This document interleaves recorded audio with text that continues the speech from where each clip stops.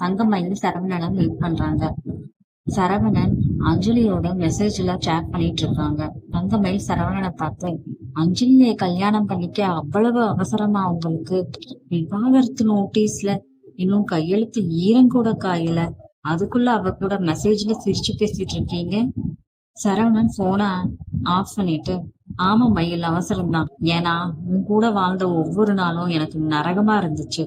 காலையில எந்திரிச்சதுல இருந்து தூங்குற வரைக்கும் உன் முகத்துல ஒரு பொய் தான் இருந்துச்சு. உன்ன மாதிரி ஒருத்தி கூட இருக்கிறத விட என்ன உண்மையா காதலிக்க ஒருத்திகிட்ட போறதுல என்ன தப்பு? தங்கமயில், அதுக்கு காதலா? இதுக்கு பேர் காதலா இல்ல துரோகமா? நான் செஞ்சது தப்புதான். எங்க அம்மா சொன்னாங்கன்னு எங்க வீட்டு வசதி பத்தி போய் சொன்னேன். ஆனா நான் உங்களை ஏமாத்திட்டு வேற யாராவது பார்க்க போனேனா? இல்லையே. இந்த வீட்டுக்காகவும் உங்களுக்காகவும் ஒரு வேலைக்காரியா வாழ்ந்தேனே, அதுக்கு நீங்க எனக்கு கொடுக்கற பரிசு இதுதானா? சொல்லுங்க மாமா அப்படின்னு கேக்குறான். சரவணன் அதுக்கு, வேலைக்காரியா? நீ இந்த வீட்டுக்கு மருமகளாதான் வந்திருக்கணும். ஆனா நீ வந்ததே ஒரு அஸ்திவாரம் இல்லாத பொய்யான கூட்டுல. அந்த கூட்டை உடைச்சிட்டு நான் வெளியே போக நினைக்கிறேன். இதுல என்ன துரோகம் எங்க இருக்கு? தங்கமயில் அதுக்கு, விவாகரத்து முடியற வரைக்கும் நான் தான் உங்க பொண்டாட்டி. ஊர் முன்னாடி நான் தான் தப்பானவளா தெரியணும்.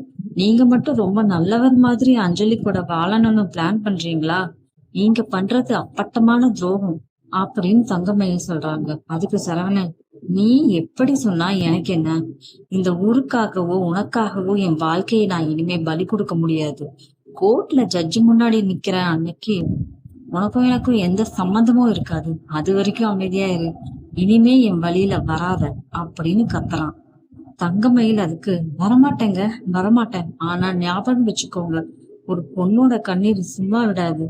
என்னை ஏமாத்திட்டு நீங்க அஞ்சலி கூட சந்தோஷமா இருப்பீங்கன்னு நினைச்சா அது கனவுல கூட நடக்காது அப்படிங்கிறாங்க. அஞ்சலி பத்தி பேசுறீங்களே, இந்த வயித்துல வளர்ற உங்க குழந்தைய பத்தி ஒரு நிமிஷமாவது யோசிச்சீங்களா? இது உங்க ரத்தம் இல்லையா? இதுவும் உங்களுக்கு துரோகம் பண்ணுச்சா? சரவணன் அமைதியா இருக்கான். சரவணன் அதுக்கு, அந்த குழந்தைக்கு நான் துரோகம் பண்ணல மயில். ஆனா அந்த குழந்தை உங்ககிட்ட வளர்றத நான் விரும்பல. என்ன சொல்றீங்க அப்படின்னு தங்கமயில் கேக்குறா. உண்மையை சொல்ல போனா, குழந்தை பிறந்ததும் உங்ககிட்ட இருந்து அதை நான் பிரிச்சுடுவேன். பொய் சொல்றதையே மூச்சா வச்சிருக்கிற ஒருத்திகிட்ட என் குழந்தை வளர்ந்தா அதுவும் உன்ன மாதிரிதான் வளரும். ஒரு நேர்மையான அப்பாவுக்கு மகனா என் வீட்டுல என் தம்பிக்கு கூட இந்த குழந்தை வளரும் சரவணன் சொல்றான். தங்கமயில் அதுக்கு, என்ன தைரியம் இருந்தா என்கிட்ட இருந்து குழந்தைய பிரிப்பேன்னு என்கிட்டயே சொல்லுவீங்க? பெத்தவ நான் தான். இந்த குழந்தைக்கு முழு உரிமையும் எனக்கு மட்டும்தான் இருக்கு அப்படின்னு தங்கமயில் சொல்றாங்க. ஆனா சரவணன், சட்டப்படி நான் போராடுவேன். ஒரு குழந்தைய வளர்க்க உனக்கு தகுதி இல்லைன்னு நான் நிரூபிப்பேன். அஞ்சலி இந்த குழந்தைய அவ குழந்தையா பாத்துப்பா அப்படின்னு சரவணன் சொல்றான். அதுக்கு தங்கமயில் சிரிச்சுக்கிட்டே, அஞ்சலி பாத்துப்பாளா? ஒரு மாற்றம் தான் உங்க குழந்தைய அன்பா கவனிப்பான்னு நீங்க எப்படி நம்புறீங்க? அவளுக்கும் உங்களுக்கும் குழந்தை பிறக்கும் போது என் குழந்தை அவளுக்கு ஒரு பாரமா தானே தெரியும். அதுக்கு சரவணன், அவளை பத்தி பேச உனக்கு தகுதி இல்ல அப்படிங்கிறான். தங்கமயில் அதுக்கு, உங்களுக்கும் உங்க வருங்கால பொண்டாட்டிக்கும் என் குழந்தை மேல நிஜமா அக்கறை இருக்காது சரவணன். அது வெறும் பகடைக்காய் தான் உங்களுக்கு. ஆனால் எனக்கு இது உயிர். செத்தாலும் என் குழந்தைய உங்ககிட்ட அந்த அஞ்சலி கிட்டே கொடுக்க மாட்டேன்னு சொல்லிட்டு கிளம்பிடுறாங்க. வீட்டுல பாண்டியன் சரவணனோட டிவோர்ஸ பத்தி யோசிச்சுட்டு இருக்காரு. சரவணன் கூப்பிடுறாரு. சரவணா, கொஞ்சம் இங்க வந்து உட்காரு, நான் உங்ககிட்ட ஒண்ணு கேட்கணும். நீயும் மயிலும் கோர்ட்டுக்கு போயிட்டீங்க, ஆனா டிவோர்ஸ் வாங்குறதுல உறுதியா இருக்கியா அப்படிங்கிறாரு. அதுக்கு சரவணன் தலை குனிஞ்சிட்டு, ஆமாப்பா, அவ கூட என்னால ஒரு நிமிஷம் கூட வாழ முடியாது நிம்மதியா. எல்லாமே பொய். அந்த பொய்யோட நிழல்ல என்னால உட்கார முடியலப்பா அப்படிங்கிறான். அதுக்கு பாண்டியன், பொய் சொன்னது தப்புதான், இல்லைன்னு சொல்லல. ஆனா இப்ப இருக்கிற சூழ்நிலை வேற சரவணா. அவ வயித்துல நம்ம வீட்டு வாரிசு வளருது, உன்னோட குழந்தை வளருது. ஒரு உயிரை உருவாக்கிட்டு அதை நடுத்தரல விடுறது நம்ம குடும்ப பழக்கம் இல்ல அப்படிங்கிறாரு. அதுக்கு சரவணன், அவ பண்ணின காரியத்துக்கு அவளை இந்த வீட்டுல வச்சிருக்கிறதே பெரிய விஷயம்ப்பா. குழந்தைக்காக நான் வாழ்ந்தா என் நிம்மதி என்ன ஆகுறது அப்படிங்கிறான். அதுக்கு பாண்டியன், நிம்மதிங்கிறது தானா வராதுப்பா, நாம தான் தேடிக்கணும்.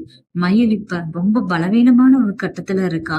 இந்த நேரத்துல நீ அவளுக்கு விவாகரத்து நோட்டீஸ் கொடுத்துட்ட. அந்த குழந்தைய அது எவ்வளவு பாதிக்கும்னு யோசிச்சியா? சரவணன் அதுக்கு கோபமா, அவ இதையெல்லாம் யோசிச்சுதானாப்பா நம்ம குடும்பத்தை ஏமாத்தியா அப்படின்னு கேக்குறான். பாண்டியன் அதுக்கு, அவ தப்பு பண்ணிருக்கலாம். ஆனா அந்த குழந்தை என்ன பாவம் பண்ணுச்சு? சரவணா, இது ரொம்ப சென்சிட்டிவான விஷயம். ஒரு அவசரத்துல எடுக்கிற முடிவு ஒரு ஆயுசுக்கும் ரணத்தை கொடுக்கும். கொஞ்ச காலம் பொறுத்துப்போ. இப்போதைக்கு இந்த விவாகரத்தை தள்ளி போடு. மனச கொஞ்சம் அமைதிப்படுத்தி யோசிச்சு பாரு அப்படிங்கிறாரு. சரவணா அவன் ஒண்ணுமே பேசாம அமைதியா இருக்கான். பாண்டியன், இது என்னோட ஆர்டர் இல்ல சரவணா. ஒரு அப்பாவா உங்ககிட்ட வைக்கிற வேண்டுகோள். ஒரு குழந்தைக்கு அப்பாவாகிற தகுதியை விட ஒரு நல்ல மனுஷனா இருக்கிற தகுதிதான் முக்கியம். கொஞ்சம் டைம் எடுத்துக்கோ, அவசரப்படாதன்னு அட்வைஸ் பண்றாரு. சரவணன் இதெல்லாம் கேட்பானான்னு சரவணத்துல தெரியும். அடுத்த சீன்ல செந்திலும் மீனாவையும் அவங்க குவார்டர்ஸ்ல காட்டுறாங்க. மீனா ஒரு கவர் எடுத்துட்டு வந்து செந்தில் கிட்ட, செந்தில் என்ன இதெல்லாம்? இதுக்கு முன்னாடி நிறைய பணம் பீரோல வச்சிருந்தீங்க, இப்ப லட்சக்கணக்குல பணம் வந்திருக்கு. ஒரு கவர்மெண்ட் ஆபீஸ்ல வேலை பார்த்துட்டு இவ்வளவு காசு எப்படி வரும்னு கேக்குறா. செந்தில் அதுக்கு பேக குடுங்க பாக்குறான். மீனா, அது லோன் அப்ளை பண்ணிருந்தேன்ல, அதுல வந்த காசுதான். நீ ஏன் தேவையில்லாம என் பேக நோண்டுற? இப்ப இது அவசியமா அப்படின்னு கேக்குறான். மீனா அதுக்கு, போய் சொல்லாதீங்க, லோன் காசு பேங்க்ல இருந்து அக்கௌண்ட்ல தான் வரும், இப்படி கவர்ல கட்டுக்கட்டா வராது. அதுவும் இந்த லக்ஸரி வாஷ் ரசீதெல்லாம் இருக்குது. 50,000 ரூபாய்க்கு வாட்ச் வாங்குற அளவுக்கு உங்களுக்கு எங்க இருந்து பணம் வந்துச்சு?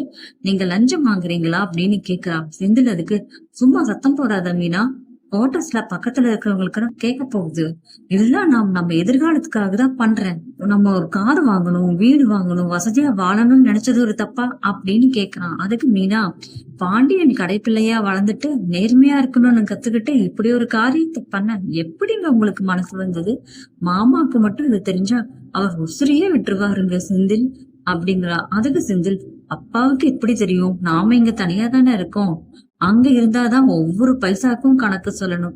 இங்க நாம என்ன பண்றோம்னு யாருக்கு தெரிய போகுது?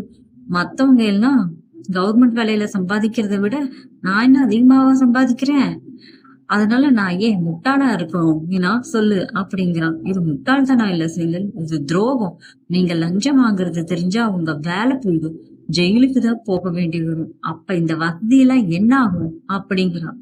செந்தில் அதுக்கு, மீனா கொஞ்சம் புரிஞ்சுக்கோ, நம்ம குழந்தைகளுக்கு ஒரு எதிர்காலம் வேணும்ல, வருங்காலத்துல அதுக்கு காசு வேணும்ல, நீ அமைதியா இருந்தா போதும், நான் எல்லாத்தையும் பாத்துப்பேங்கிறான். மீனா அதுக்கு, இல்ல செந்தில், இந்த பணத்துல வர சந்தோஷம் எனக்கு வேண்டாம். நாளைக்கு இந்த பணத்தை நீங்க எங்க இருந்து எடுத்தீங்களோ அங்கேயே கொண்டு போய் கொடுத்துருங்க, இல்லைன்னா நான் மாமா கிட்ட எல்லாத்தையும் சொல்லிடுவேன்னு செந்தில மிரட்டுறான். அதோட இன்னைக்கு எபிசோட் முடிஞ்சது.